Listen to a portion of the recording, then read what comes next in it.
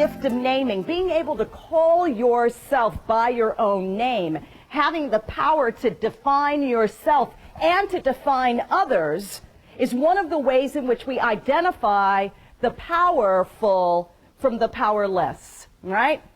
It's through literally who has the authority to give you your name, right? So one of the things that we're very interested in, or will be interested in our NIG, is that power of naming the day. And we're going to use this all the way through the workshop to sort of think about ways in which we can say this poetically, we can claim this poetically, and how we can claim it through movement, which y'all can teach me a lot about. My name, oh, what is in it? What could I tell you about myself from it? That it was given to me as the leaves changed beautiful colors and painted the sidewalks orange, yellow, and red. Or maybe that it's a name you'll remember one day while you're reading or watching TV and just thinking, did she make it? Is she in a show right now? I wonder. Or maybe the way my grandmother said it, as she held my hand when we knew she had beaten breast cancer. We're using literal labels today to illustrate the power of naming and labeling, of family and genealogy, and how many social and political factors play into the power of naming. Being biracial then and now. Then, creamed coffee-colored skin was a dead giveaway of committed sin. Now, yellowish, whitish, differentish complexion makes one an exotic-ish object of affection. Then, white mother abandoned a black-fathered child. Now, white father and Asian mother support their daughter's smile. Then, a mix of two worlds in a society of allowing no shades of gray. Now, a mix of two worlds in a society still fighting for rainbows to make their way. Then, fighting oppression from being labeled as colored. Now, fighting to not label myself while still checking a box that says other. This motto, silence equals death, is one of the things that this book brings home, right? That if you really don't speak your own power and claim it, it equals a kind of social death, right? A kind of death where you never get to be yourself in the world and people will take advantage of you. I took from the book a shining example of perseverance. My favorite quote in the whole world, and this is in the book, if you'd only be held in the cages which you cannot see. I think that's incredibly true, and it's a testament to our power as human beings. Once we see the cage, we'll find a way to break out of it. Harriet Wilson saw the cage, had the inner power to bust that cage down, and never let anything hold her back from that point on. She wasn't anyone's name anymore, she was Harriet, and she was going to live free of oppression, and I think that's a marvelous lesson. Especially naming is really tantamount, it's really important to poetry, because that's what poetry is doing. You are naming a feeling. You are naming yourself. You're labeling. You're putting a name on it. So poetry is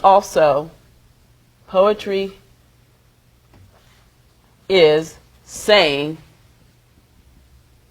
this is the one that gets to the meat of it for me, the unsayable. My name is calm, but it can't be contained.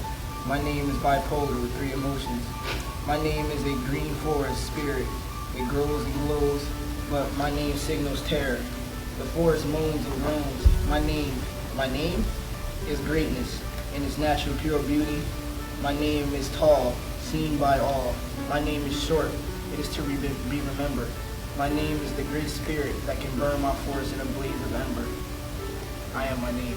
Poetry is that moment where you come back around and you get quiet with yourself and you reflect and you say it. Dr. Foreman was lead you through, like, what do you call yourself or what others call you. If you got down to a place where it got kind of uncomfortable, things that you go to your past that people said, I wrote a list and I was going back in my past and it's like, there are some things that it's hard to revisit that I was called. But yet and still, that is where you want to go with the poetry. What are the things that I've not really allowed myself to face?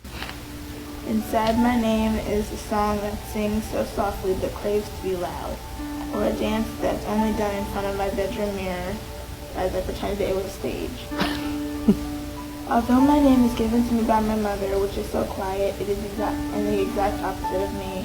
I wouldn't change it. My name is Amber Renee, and that's inside my name. it can live on, and be able to tell your story. And not just your story, but the story of people around you, the story of your community, your family. And it's definitely a blessing, a gift as well. But to be able to tell that story in so many different voices as the book did, we can tell your story as a daughter, we can tell it as a friend, we can tell it as, outside observing our family. So it's many different voices, ways we can address the poetry. To fit in is what we want. To be beautiful, to be wanted, to be good enough. When trying your hardest is not enough, you tear, you break, you fall. You would think your life is a waste or has no meaning at all. But if you die today, you would never know if tomorrow is when you're given a reason. A reason is what we want, to stand tall, to try hard, to live long. Your hope may be shattered and your memories beyond name, but there's always a light to the dark life you're living. Beauty is a feeling, not a look. You want to be needed, and not need to be wanted. And being good enough is the only thing that's up to you. When reading historical novels, you wonder how the writer felt. What would they know? I mean, this many years later, we're sitting around talking about Miss Wilson's story. That's a great tribute, one, to the power of her words, that they are alive today and they're still relevant, and we can still find that meaning and that purpose of her writing, because she didn't just write it and say, well, here it is, but it had a meaning, it had a purpose to share her story, her insight, rather it was about the true sense of what enslavement meant, not just in the South, but also in the North. And this is the truth, that it exists there, it exists here. It may be a different form, but it's still there. So we want to think about what struggle is, what inspiration is, and how she found that in the book, and how it was exemplified, and then also how we can apply those lessons to our own lives and our own situations. And we're coming to the moving arts, the kinesthetic art form, which is all about your bodies moving in space, through space, with space, in time, breath time, rhythm time, counted time, non-counted time. All these things culminate in your body, how your body expresses itself. What are those internal guides, those internal motivators that cause you to move and to dance within a certain space, within a certain time and place, and with each other? The interplay between your inner self and the outer. The inner self, which is where your emotions are, which is where your feelings ride, which is where your imagination carries out to the outer world, where you move into the space. So there's always that interplay that we'll be coming into and out of during the next hour and a half as we dance our poem, our name poems. Okay, so for a moment, just take, hold your poem in your mind, your action words, your thoughts. Point is that we're now structuring choreography, a group choreography from our poems. So there are things you need to include: a beginning, a middle, an ending, and some form of vocalization. You decide how you're going to make this a group dance that's reflective of everyone in the piece.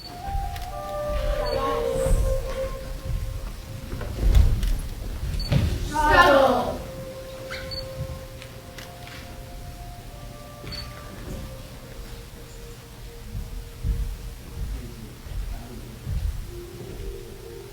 Remember. The big point of it is that all of the arts are related. Whether it's poetry, dance, or visual arts, and it's really just connecting the head and the mind. That's all it is doing. And spirit. And so the next step is just to continue telling your story, because no matter what you do, whether you tell your story or not, it's being told for you. But also the vulnerability across this room. There were people who weren't dancers who danced. There were people who weren't dancers who got in the circles with the dancers, and kind of like put their toes in it. There were people who had no experience with poetry, who wrote poetry. There were people who shared stuff that was really personal. So I just wanted to also affirm your courage and the ways in which vulnerability connects us. So many times we're trying to, be cool and be, be liked. Like ice in the wintertime, right? But every once in a while, when we let it melt a little bit, we can mingle those waters and find those tributaries and where they connect and how those rivers flow together. And that's a beautiful thing. And then committing movement to that piece.